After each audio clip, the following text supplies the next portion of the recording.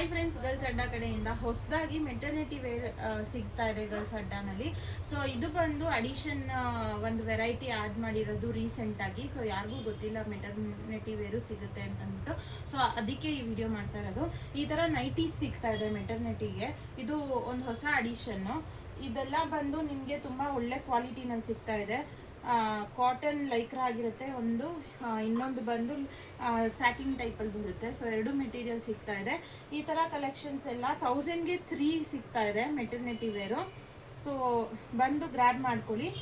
1000ಗೆ 3 ಸಿಗ್ತಾ ಇದೆ. ಈ ಥರ ಲಾಂಗ್ ನೈಟೀಸ್ ಇರುತ್ತೆ, ಇಲ್ಲಿ ಓಪನ್ ಇರುತ್ತೆ.